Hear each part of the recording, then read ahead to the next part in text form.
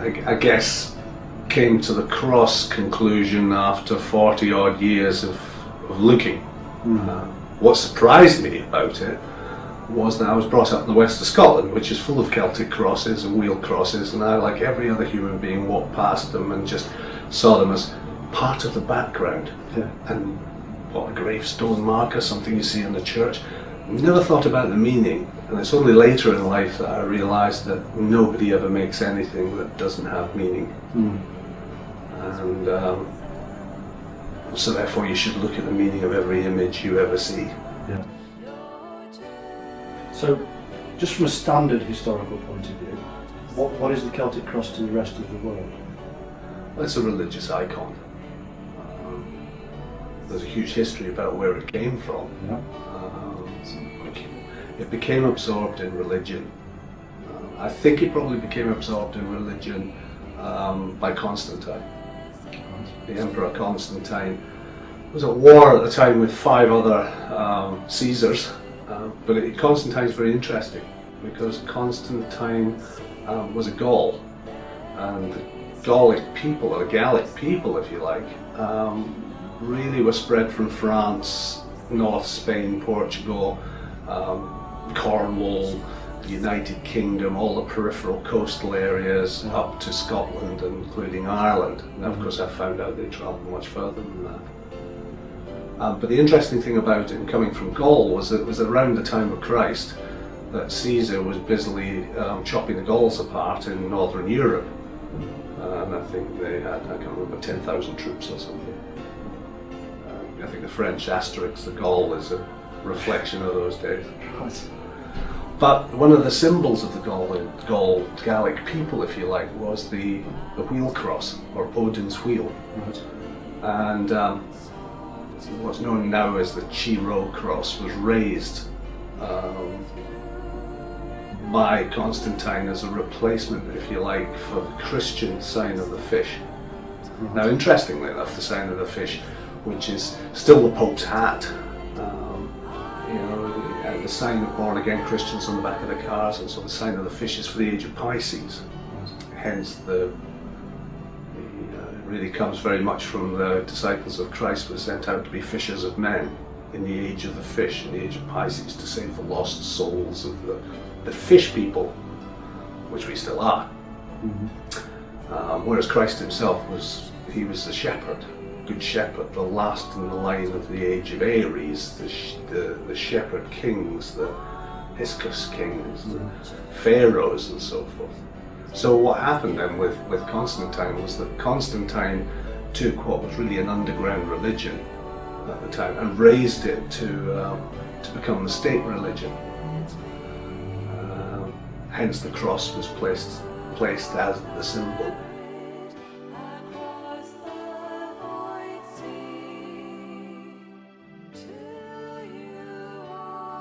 So the cross originated with the Gauls, or does it go older than that? No, it's much, much older than that, and it goes back in some, you can see it all over the world. It was in South America in 10,000 years ago,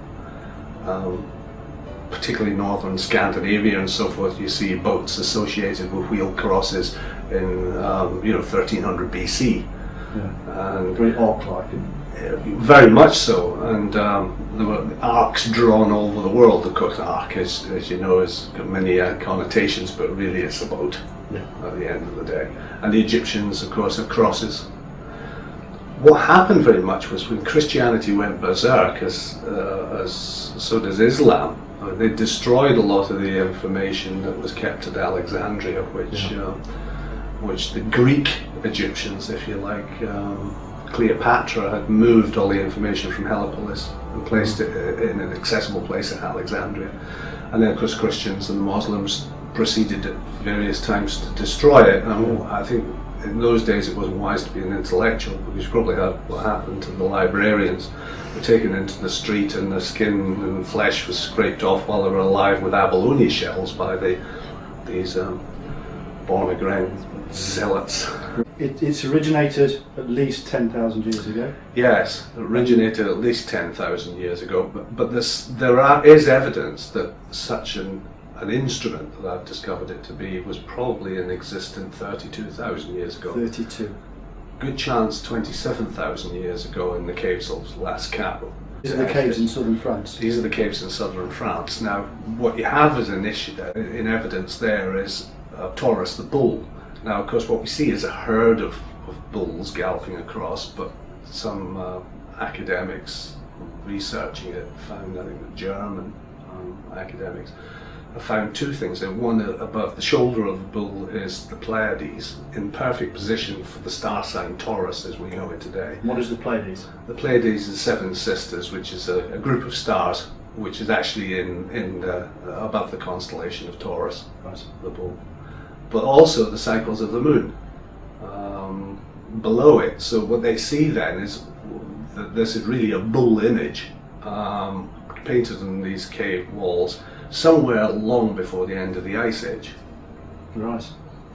Which is really, you're talking about now zodiacs and astrology, yeah, astrologic, mathematical progression of the movements of the stars as they go around the Earth. And so in relationship to this astrologic, in these caves, the cross was there? Yeah, but that's not necessarily so, because there's no archaeological evidence. But what the evidence is that there's astrology employed. Right. Okay, now to apply astrology, not in the modern pseudoscience way of looking at astrology, but astrologic, meaning mathematical use of the stars, right, requires a measurement of the angle to track them, if you like, to plan them.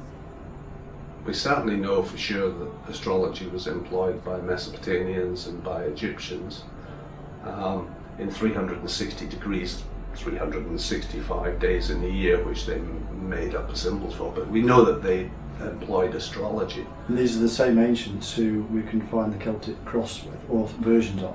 Versions of the Celtic cross. Yeah. I mean, essentially the Celtic cross is merely a protractor, a 360 degree protractor, broken down into 2,160 arc minutes, right, which was used by the Mesopotamians and by the Egyptians, and used really to measure the stars, which is why I go back to the caves of Lascaux and say that potentially 27,000 BC, they were using some kind of instrument that could measure 360 degrees. right, yeah, By the evidence that there was astrology used. right. But what's really important is the understanding that the ancients in Lascaux and other places in France travelled because of the Venus figurines and because of the mammoth beads and so forth. So you're saying 27,000 years ago people were navigating? Yes, they So- had to navigate, to travel, and what a lot of people in modern times don't appreciate is because we're born with trains and buses and planes and so forth, is that navigation across land is virtually impossible. And particularly in those days when you try and take on board the mammoths and the giant elk and the huge herds of creatures that were in the plains and tundras and mainlands of continental Europe, were huge creatures before they were made extinct and extremely dangerous, especially the saber-toothed tiger. And really humanity, in my view, for the last 180,000 years lived on the periphery. And the periphery is the edges of the continent where it joins the sea, and river mouths and places like that, where they weren't really exposed to the massive predators and herds, but yet were able to take advantage of them. And the spread of Venus figurines and the spread of the little beads, perfect little drilled beads made of mammoth tusk, from southern France right into northern Europe and into the Baltic regions and so forth, exactly the same type of manufactured item. Yeah. Okay, shows that these people travelled far and wide. To travel far and wide without roads means you have to travel by sea. But to travel by sea is fine. It's just how do you get up and down the estuaries and so forth. So we do still make boats like that. They're made in Ireland. They're called curraghs, and they're leather-bound boats. They're made of animal skin. and they float in only 18 inches of water. They travel around in this like family groups. There was Caesar in I think around 60 BC who commented that he'd seen boats like this on the Atlantic, up to 60, 70 feet long, and they flew like seagulls over the waves. It was so fast and so light. And so he reported them. We've got some information from that area. That was the case. The beauty about those kind of boats is that they can be put in the water and lifted out of the water. And what we find is there's evidence that these boats were turned upside down wherever they landed and used as roofs of houses. And you can see that by sod enclosures or stone enclosures that are boat-shaped in Scandinavia, in the UK, in Ireland and so forth, and particularly near standing stones. Why do you think Scandinavia seems so important to this tale of the Celtic cross and navigation? Well, I think it's probably because of petroglyphs there. So they managed to recover petroglyphs that show the boats and also the wheel cross. So really, when you look at the wheel cross as being a form of protractor associated with a boat, then you have to ask the very simple question: if these people were able to travel to the south of France for the winter and then up into the colder regions for the summer, they were probably following the herds. And the great thing about the shallow draft of these boats was that they were able to lie in ambush for the herds as they crossed river mouths and so forth. Well, it's very interesting because people do have difficulties by putting countries and labels on these people. And they were known as children of the earth, children of Geb, if you like, as far as the Egyptians were concerned, or sea people. But they didn't live on the land. This is what people can't get their heads around. They lived at sea, or they lived in the peripheries of the sea, and they were completely nomadic, going with the seasons. Yeah. Which brings me back to navigation. Did not people ever set up settlements in these ancient times? No, I don't think that they did. Right. I think that the reason that settlements came about was because of the end of the Ice Age. Now, in the end of the Ice Age, you had mile and a half high cliffs of solid ice, as hard as steel. And anybody who's read about the Titanic knows that ice that's formed in the poles is extremely dense. And it will sink a steel ship. Yeah. And when the ice melted, it caused all sorts of ice dams, if you like, that push forward a moraine, and water in the middle raised to a great height. But when the cliffs of ice fell, it caused two tsunamis of unbelievable power. So that wiped out, at the same time as raising the sea levels up to 300 feet, wiping out a lot of our archaeological evidence, I'm sure. It wiped out the herds that the people were relied on for their hunting and for their food, kind of Garden of Eden, if you like, harvesting whatever was going north and south. Well, when the herds became wiped out, what happened was they decided or took on board agriculture. And that agriculture really started around 10 to 12,000 years ago, at the end of as we know it, at the end of the last ice age. And it was at that time that they started to settle. But some still stayed hunter-gathering, some settled and become farmers, and came a division, I suppose, between the people. And then there were, of course, people who bridged it, as there are today. There are fishing fleets that go out harvesting the sea, yes, in the same way that farmers harvest the land. The Celtic cross, yeah, getting back to that, we understand that it was used for navigation. Yeah. But then we now know that man settled, uh-huh, and created settlements around the world, yeah, at the end of the Ice Age. So what was the Celtic cross used for then, if man didn't need to navigate? Well, man still needed to navigate. Okay. So that's only part of it. For trading and... Yeah, trading and moving around, and still, I suppose, following the seasons to a degree. Yes. Can the Celtic cross be used for anything else? Well, the thing about the Celtic cross is it really is an ancient concept, is as above, so below. What people don't realise, I suppose, is that before the advent of the watch, the creation of the watch, which is by Harrison, I suppose, right, in the 18th century, was the solving of longitude. Right? And the watch was named the watch after the watch keeping at sea, or keeping watch. Right. It's because of the watchers and the followers of Horus. Mm-hmm. So come back to what it was then. The Celtic cross was a protractor that reflected the wheels of stars. Wheels of stars means zodiacs, which is zodiac, if you like. It's the arc of stars, the wheel of stars, Yeah. a wheel of animals. Right. And so the Celtic cross was a protractor based on that, based on the 360 degrees of stars that surround the sun and surround the earth, from which we kept time, from which we kept watch. Right. So the wheel cross, or the Celtic cross, is also a clock, Okay. a reflection of time by the stars. Which is of paramount importance for people who were growing crops.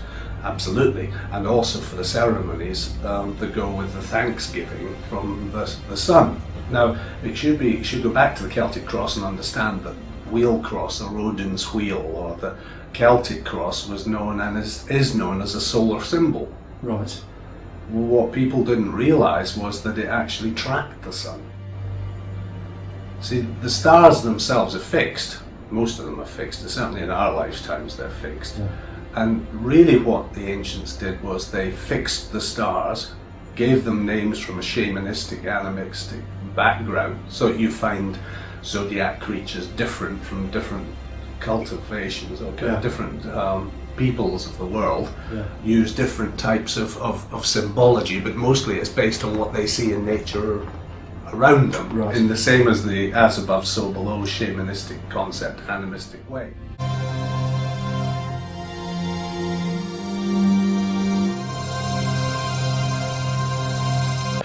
The idea of a zodiac sign is that you recognize that area of the sky by joining up the dots, by using image. Yeah.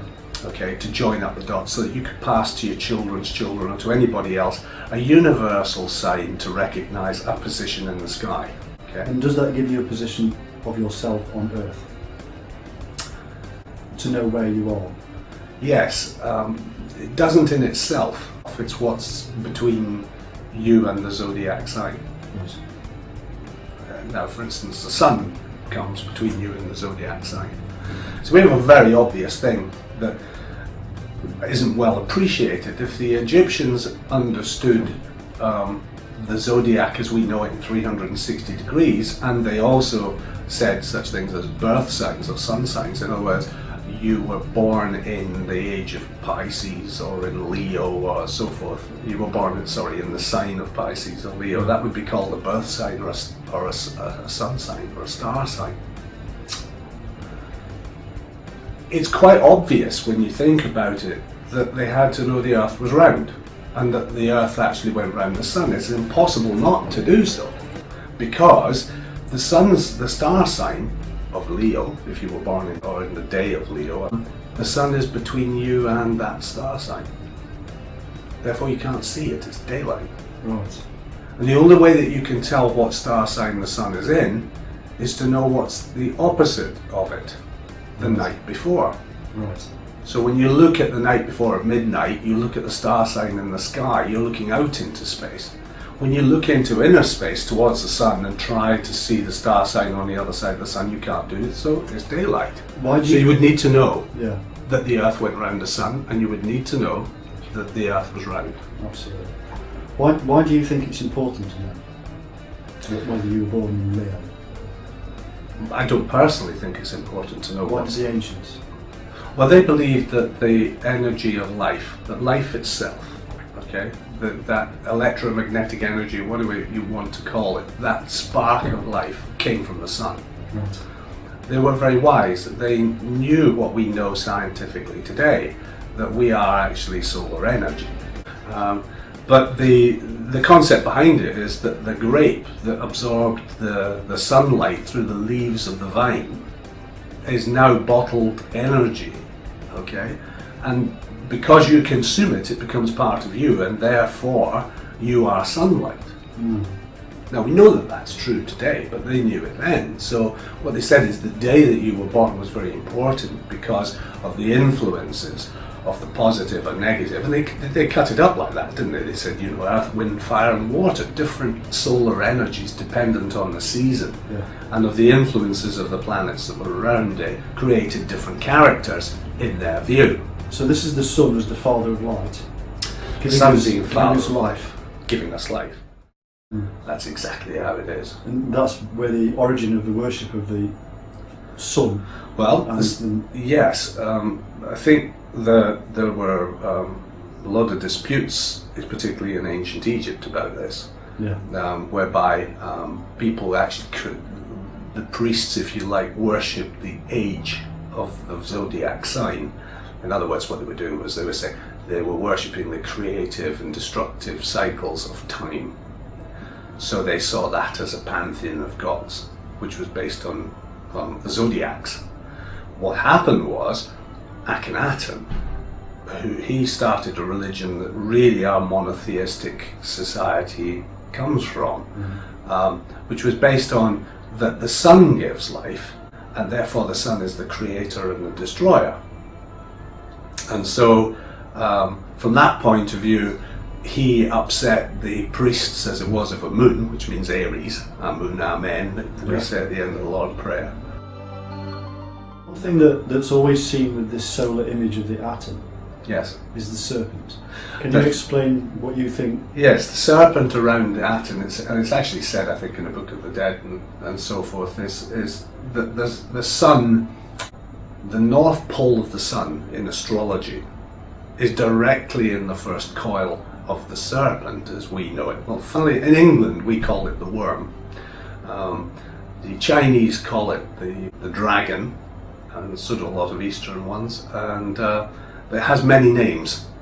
And in one part in Egypt they didn't have it as a dragon or a serpent at all, but they had it as a combination creature of hippopotamus, a lion and a crocodile. And the reason for that was because it kills you as well as gives you life. It gives you life and it gives you death. It's dualistic in its way. As it spins, this serpent in the sky, which we know as the constellation Draconis, as it spins above the north pole of the sun, it takes away your life. So for instance, 70 times annual spin of that is your lifetime, from birth to death. Okay, so it controls both the forces of creation and destruction as they saw it. And so it also measures time. It measures time. So it spins at the rate of slightly less than 1 degree every 24 hours. So that's as the Earth travels around the Sun. But it also spins at the rate of 15 degrees every hour to give you the daily spin. So as the Earth spins, it spins, but at the same time at midnight, every night, it starts 1 degree slightly off its previous night's position. That's incredibly accurate. Incredibly accurate. And so the ancients could have, the Egyptians, whoever they might be, would have been able to really hone down on the time of day. Yes, they would. Let alone the time of year. Yes, they would, but you have to ask the question, which is the question I asked. Okay, if they could do that, what did they do it with? And you see, Celtic cross. And the wheel crossing, well, actually the Egyptians developed it into a far more sophisticated instrument than the Celtic cross, which is accurate. The one I've made is as a copy of the Dixon relics, still partly in the pyramid and partly in the British Museum. It's accurate to 3 arc minutes. Can you explain these Dixon relics to the people who don't know anything? Yeah, Dixon relics were found in 1872 by a gentleman called Wayman Dixon. And a helper he had called Bill Grundy, and they were inside the Great Pyramid and noticed a tiny gap in the wall in the Queen's Chamber, and Bill Grundy was asked if he would breach the gap, knock it out, in other words. So he took a hammer and a chisel, wouldn't be able to do that today, and knocked this gap out, and what they found was shafts.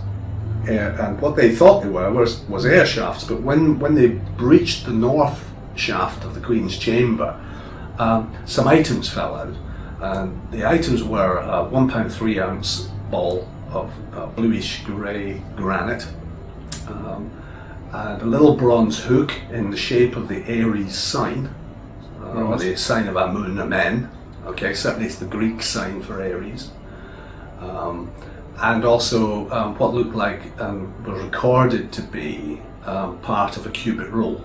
You say recorded to be? It was recorded to be that by Piazzi Smythe, who was the Astronomer Royal for Scotland. Because what happened was Wayneman Dixon boxed these up into a cigar box and sent them back to Edinburgh, where they became obscurely lost and so forth. But it was recorded by Piazzi Smythe, the Astronomer Royal. He measured and weighed them. And so what do you believe happened to this rod? the rod's still in the pyramid. It is still, it's still in the pyramid. It was the last time we saw it, because a guy called Rudolf Gantenbrink put up a tiny robot under the direction of Zahi Hawass, director of Egyptian antiquities. What happened was he created this robot to clear what were considered at the time to be air shafts, and are now said by Zahi Hawass and Mark Lenner of the Egyptian antiquities to be soul shafts. To clear them of debris, because what was happening was there was a lot of condensation being formed by visitors within the pyramids, and it was doing a damage to the inside. So to clear these shafts, you can get some air in, and that will take the humidity down. And in the King's Chamber shafts, they fitted fans, as I understand it, to blow air in and out. But what happened was that Gantenbrink, in sending his robot up the shaft, sent one up the north shaft of the Queen's Chamber, and at the top of the shaft can still be seen, under a rod that was reputedly sent up by Wayneman Dixon at the time, and it's jammed up there, underneath it a very thin lat of wood with a fractured end, and then another piece with holes in it, which show that the little Aries hook fitted those. Right. So what we can tell from that, because that artefact was still there in 1993 and filmed to be so for posterity, was that part of the rod was still up the shaft at that time. However, since then, the Egyptian antiquities have sent up further robots. What they were really interested in was finding out what was lay behind the doors at the top of these shafts. Right. And no report has been made, since the robot would have had to have climbed over the one in the north shaft, would have to have climbed over the lat. No report was made or any filming done of that at that time. How did this relate to the Celtic cross? Well, what really happened, if you take you back to the beginning, when I discovered the Celtic cross originally, what had happened in this was in 1997. I had heard through various authors and academics that the Great Pyramid of Giza was aligned to the North Pole Star.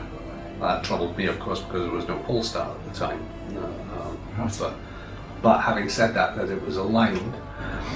And also I looked at it, because I've got a background in design and architecture, and so has my family, and I thought, well, the instruments that they have are not adequate for the job. This is one of the most sophisticated buildings in the world. In the whole of our world now, there is not a building, even of smaller size, that is so well aligned. It's only a few centimetres out, and quite remarkable, apart from the tonnage of weight and so forth. I thought, this is not adequate. There were two instruments that we know about. One was called the Bay and the other one was called the Merchet. And these two instruments were plumb lines. One was really based on a palm leaf, and the other one is based on sort of if you like, an upright stick with a cross member sticking out of one side and then a plumb line hanging down it to get alignments. But neither of those instruments would do what's vitally important. What's vitally important to design something like the Great Pyramid, which incorporates its latitude and also the circumference of the Earth and the precession of the equinoxes, plus the seasons and the 12 signs of the zodiac, all in one phenomenal conurbation. This is not just as Khufu's pyramid, but as the complete group of the Giza necropolis, if you like. Was that it needed an instrument that could measure not just vertical angles, but horizontal angles. And that's the difficulty, and there was no instrument that could do that. And archaeology at the time, you must remember this is a long time ago now, and it is 10 years, and there are people who are professors now in archaeology that were still at school when I made this discovery. Was that there was no instrument that would measure. And what kind of instrument would we be looking for? Well, we would be looking for an instrument that acted as a modern theodolite. Every housing estate that's ever built, everything that's ever constructed, the levels and the falls and the design and everything, you see guys out with, they've got white or yellow hats on, and they've got theodolites, and theodolites are for finding measurements and angles and so forth. And even when we create motorways and roads, highways if you like, the surveyor always aligns them to the pole stars. They need to find true north so that they can get their alignments right and so forth. So I'm looking for an instrument that can do that. I'm looking for an instrument that can act as a theodolite, and I can't find one. I was experimenting in my back garden. I thought, well, I know they've got pieces of wood, so let's muck about with a piece of wood. And what you should know, as well as having an understanding of surveying and construction and architecture, I'm also a sailor. So I have an understanding of navigation, and navigation for sailor also comes from understanding the stars. And in modern navigation and in modern astronomy, we still use zodiac signs. Right. Okay, that's really important. We divide the sky up into 360 degrees, all lined out beautifully on a grid, and we recognize the parts of the sky we're looking at by the constellations. Okay, so I'm looking at that, and I'm looking at astronomy, and I'm looking at my navigation experience, and I'm looking at my construction experience and my design experience, and I'm saying, how can I do it? So let's get a piece of wood, let's start there. So take a piece of wood and stick it up to the pole star, okay, and sight along it. Fine, that's cool, that works, but not very well. It doesn't work very well because my hand isn't as steady as it ought to be, and so it shakes around this tiny dot in the sky. I need a support, so I need a fulcrum like a crossbar. I'm trying to make a T-piece now. So I make a T-piece, okay, and I balance the crossbar on a stick, and then I can get back and I can sort of sit down on my hunkers, or I can kneel down and I can sight up at the sky, and it's steady. Fine. That's great. What else did the Egyptians have that will help me? Well, I need to be able to make a scale, and I need to be able to make, I know the Egyptians used 360 degrees. They're great at architecture. We know that they were great at geometry. We know that. So let's have a look at that. Okay, we know they have wheels, and there's expressions of wheels with it, so we don't have any difficulty with that. And we know something else that's very important. There was a law in Egypt, and that was particularly used in the weighing of the heart ceremony, which made it a law, was a plumb line. When they do the weighing of the heart ceremony, they made scales, and the scales were weighing the heart against, in the canopic jar of the pharaoh, against the feather of truth, known as the feather of Maat. And if the heart was heavier than the feather of truth, honesty, justice, and so forth, then what happened is the pharaoh would be regenerated, and he wouldn't go to heaven, he wouldn't become a star. And this was the judgment that was placed on him for the way in which he looked after his people and ran his life. Well, they used a plumb line on the scales. They used it because it was a law, and they had to make sure that it was absolutely bang on, otherwise it would send the pharaoh in the wrong direction. If you get my meaning. Yes. And so we know that plumb lines were important. We know that the Egyptians used them to a great degree, and so let's just use the plumb line. So what's the basic thing we need? Well, we need a wheel, and we need to stick it on an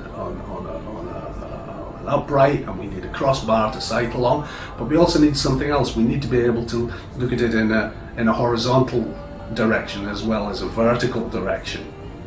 And so we put a wheel on, and this is exactly what I did. I put a wheel on, and I marked it out in 360 degrees using a simple protractor, extending the lines out so I could get it. And I got into my back garden, and I sighted the pole star, and I checked it against the GPS, and it was like within 20 miles. Did you realise at that time that it looked like? No, that was the whole point. I was standing there doing this, and found myself kneeling in front of the cross. sighting the pole star, and it suddenly just hit. I thought, what is this? I've got a Celtic cross in my hand. I've seen these all my life. You know? You weren't onto the Celtic cross at that time? Wasn't onto the Celtic cross at all at the time. Right. And what happened was I found that this was the only way in which I, using primitive thought, could basically measure an angle in the way that I wanted to. So I found that. Surprised, went off, researched it, did everything I could to research it on the internet. Does this relate to the Dixon relics? Well, yes, it does, and I'll tell you why. What happened was that I got distracted then, because I got, this is a Celtic cross, surely this is obvious, but I've never heard of it. Remember, I've been in surveying and navigation, I've done some astronomy, and so I've never heard of a cross and a wheel on it as being an instrument for measurement with a plumb line. And I went off and researched it, and then came up with all the things throughout the world of Celtic crosses and wheel crosses, and the connection with Scandinavia, Ireland, and the Vikings, all of this sort of business. And then eventually, after a period of about a year and a half of research, went back to the Great Pyramid, which is what had started me investigating in the first place. And that's how I came about to see the Dixon relics for what they were, because prior to seeing the Dixon relics for what they were, if I hadn't have discovered the wheel cross, I wouldn't have recognised them. Okay, so what I found was that a more accurate way of, rather than a gigantic wheel cross, of dividing down each degree into arc minutes, okay, was to make what's known as an exponential scale.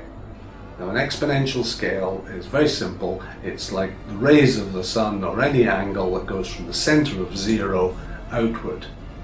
Like the rays of the sun seen on the Akhenaten. Absolutely, the sun. Exactly right. And so that, in fact, in that case, you can also say that Akhenaten was quite well aware of this. Which is very similar to the rays of the sun from pictures of Akhenaten, showing life coming from the sun. The exponential scale is really a quarter of a circle, and it makes it much more accurate to do so, to make it like this, so that 1 degree comes broken down into 10 parts, similar to the decans, stars used by the Egyptians for measuring 36 decans times 10 is 360 degrees. And breaking it down, it breaks it down into arc minutes. It makes it a much smaller item to use for measuring with a plumb line. So if you can see that mounted on a cross staff up and down, the plumb line hung from the top here, and what happens is the line, as it's tilted, measures off the angle along the degrees and arc minutes. And this is actually accurate to 3 arc miles at the equator of the Earth, which is very, very accurate indeed. It's 3 nautical miles, or 3 arc minutes, is a distance to the horizon, the place of time, the zone of Horus, if you like. And so I looked for an exponential scale, and the reason I wanted an exponential scale is that you reduce the size of the instrument. It's almost like a vernier. It reduces the size of the instrument from a wheel. So you have a very simple scale rule, and of course it sprang to mind at the time, you know, things like yea, though I walk through the valley of the shadow of death, your rod and your staff will comfort me, means something now. But the exponential scale broke it down to arc minutes, and it broke it down to an accuracy of 3 arc minutes. Now I knew that they were very good in textiles and so forth, so that they could make a thread strong enough yet thin enough to be measured, but also by knowing the width of the measurement, so that they could come down to the finest detail of measurement. But 3 arc minutes is remarkable accuracy. Let me tell you why. An arc minute is equal to a nautical mile at the Earth's circumference. And so now it all starts to knit together, because it was accurate to 3 arc minutes, brings it within the viewable horizon at the equator of 3 miles. So in other words, if you can find, by using the stars, a measurement within 3 arc minutes, you can be pretty sure you were in 3 nautical miles, or within the view of the horizon. Now of course that opens up other things. What does horizon mean? Well, it's Horus, you know. Horus is about time, zone, the time of place, horizon. We use words nowadays and we forget the roots of where they come. The cross in its time was a very powerful instrument, a weapon of war, if you like. If you could find the time, and you could judge the season, and you could measure your enemy's land or your own land, and you could bring your ships and your troops to any position you wanted at precisely the right time, it's a powerful, powerful weapon. Especially in the times of like the English and the Spanish and the French who were empire building. Very possibly. And certainly there's evidence to that effect. But I'm very cautious about making judgment, because what I have found is very like the atomic bomb. It's the concept of, can you uninvent it, and what was it for? What fascinated me about the cross was that it became buried and lost and hidden or not hidden or forgotten or whatever you want to call it. Those are all very emotive words. Was it lost, was it hidden, was it forgotten, or was it a combination of all those sort of things? It still couldn't die. That's really interesting, isn't it? Yeah. No matter what people do, they can't get rid of something that's there, even if it goes underground. And the book I wrote, I must say, the book I wrote is called The Golden Thread of Time, because this knowledge is hung by a thread throughout time. A lot of the time these lost things, we won't call them secrets, but these lost things are found in symbolism within things like secret societies and religion. Did you find confirmation in anything? Yes. It's fragmented. I mean, the cross is actually available in, let me give you an example, sextant. We talked about sextant earlier on as part of a navigational tool. It means the 60th part of a circle. Prior to the sextant, which was only invented after Harrison's chronometer, prior to that it was called the quadrant, which means a quarter of a circle. Now in between there was an oddball one which was called the octant, which means an eighth part of a circle. But you see, to call them parts of circles, which is what they're saying, acknowledges that previously there was a full circle.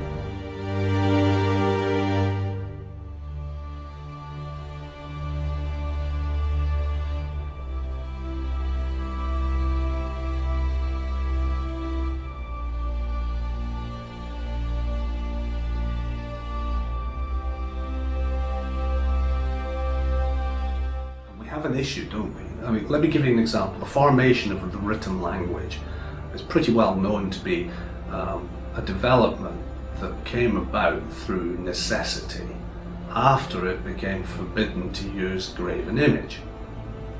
So when it became forbidden in the Ten Commandments to use graven image, you now have an issue, don't you? The sign S means and sounds like serpent. So we're not allowed to draw serpents anymore because it's a graven image. So we make a very clever code, and that code becomes a letter. And then language is a letter. Very simplistic way of looking at it, but let's say that that's a way of doing it. Let's look at Greek mathematics. Now, Greek mathematics is totally unnecessary. I can teach a child to create a pyramid, incorporate pi, the golden section, square the circle, all the great Greek mathematical problems in 3 minutes flat. A child of 4 can do it every time and never make a mistake. Why are we simple geometry? So why are we so distracted from these basically core truths? Very difficult to answer that question. People become fragmented. I've said many times before, it's not the ordinary person's fault. At the end of the day, they don't know, but very much in the beginning of this conversation we were talking about how I felt about the end of the Ice Age and what the teachers were saying. Well, the teachers were only saying what they'd been told to say. Case of the blind following the blind, you know. When, was it they say in the kingdom of the blind the one-eyed man is king? Doesn't kind of help either. but the point very much is, what did your parents tell you? What did school tell you? Do you think for yourself? Or do you just accept that which is told to you?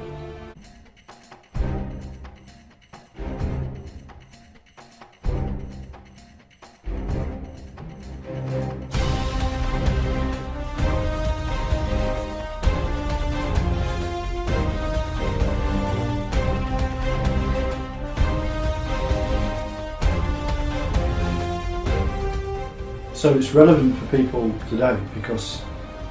It's relevant for people today because if you don't know where you came from, you don't know where you're going. And I guess from a lot of people's point of view, it shows that our ancestors were far more intelligent cerebrally than perhaps we are today, but that might not be fair. It could be that we're more specialised today and then we fail to look outside the box. It's the only instrument that will operate in the absence of GPS systems, and also and this is what you've got to take on board, which is really important, it operates in the absence of compasses. Now, as you may or may not know, the Earth is starting to go into a magnetic reversal. It only happens every 100 and so thousand years, they say. The Sun goes into a magnetic reversal every 11 and a half years, standard, but the Earth, not so. But going into magnetic reversal, according to those scientists that are surveying it now, may not happen for the next 1,000 years. Certainly has been happening for the last couple of hundred years because we're recording a reduction in the magnetic force on the Earth of around 10 degrees over that period of time. That it would take around about 2,000 years for it to redress itself and become stable. Now, so we've got magnetic reversals, quite complex thing to talk about, but if you can imagine, it's very much like the old oil lava lamps of water and oil. And so what we've got is little north poles appearing. The last one they recorded was up here, little north pole off the south of South Africa in the southern hemisphere. And so if magnets don't work anymore, and there's an anomaly for finding your position, yes, you need to use the stars again. So certainly the principles involved in the Celtic cross are useful from a survival point of view. In terms of GPS systems, certainly what's happening is we've got increasing amount of global warming, which in my investigations shows to be more solar based, which brings us back to the sort of sun symbol again, the creator of life. Certainly our ancestors would have said that the global warming that we're experiencing over the last 100 years, which is accelerating, is caused by the sun, since it's our heat source. Is that the magnetic flares and so forth that come about, next peak solar maximum is in could knock out our GPS systems, could knock out our satellites and so forth. And yes, you do have an alternative method of navigation, but you need to resurrect the ancient ways to do that. The ancients saw things in a great many ways and together, yes. in unison. Yes. So there would be a spiritual element to it as well. Yes. Do you see that from your researches? Yes, very much so. And I think again that's the issue, and one of the things that science has an issue with religion, and religion has an issue with science, is because of the misunderstandings of the interpretations in a religion often, but also because of the persecution of scientists in the last few hundred years. And so that caused a division between the two, and the two concepts couldn't merge. But of course, man, as I say, man doesn't live by bread alone, and so we're all spiritual creatures as well as we're practical creatures, and we need to keep balance there and be able to do both. I often find in lectures I'm trying to talk to people who are right-brained, and there are people there who are left-brained, and you're trying to please all of the people all the time, but that's actually not my problem. It's their problem if they don't make an effort. And one of the things that a lot of human beings at the moment spend a lot of time on physical health, and I always found that's important, but within degrees. For instance, if we were supposed to be the strongest creatures on Earth, we would have giant muscles. If we were supposed to be the fastest runners or the greatest killers, then we would be horrendous creatures with very little brain. And we were not put there for that. The most powerful muscle we have is our brain, and it needs exercising. You can only do that when you're alive, so you need to exercise your brain by thinking. I suppose, I guess, that's quite important. Yeah. And using the cross exercises the brain. Well, it certainly brings you in line with nature again. It brings you closer to what nature's all about and the cycles of time. And so this would have been sacred. Yes, it would have been sacred, and I was asked the other day by somebody, I understand that the South American Indians didn't use wheels. Well, yeah, that's very much like we have an issue with why people used quadrants rather than a cross. Because a cross became a sacred item, it's a sacred thing, really. The cross has been a solar symbol for an awful long time, hasn't it? Long before Christianity. And is that why in your opinion, is that why Christianity used the cross? Well, Christianity absorbed many things. Pagan religions absorbed very much into itself. Those things like Christmas, all the celebrations that were more zodiac based, if you like, or astrologically based, or spiritually based on what they call paganism, were absorbed into Christianity as the new religion gathered strength. And the cross is at the centre of Christianity, really. Well, actually, the fish is. The fish is, okay. Pisces is, but it has become so since Constantine. Yes. And has become the centre of Christianity. And really what it is a computer for measuring the earth, the time, the sun, the moon. Is there any relationship to nailing Christ to the cross? It's quite interesting that an ex-minister said to me, that makes sense to me. He said, because Christ was then neither on the earth nor in heaven, but pinned in that moment of time between both.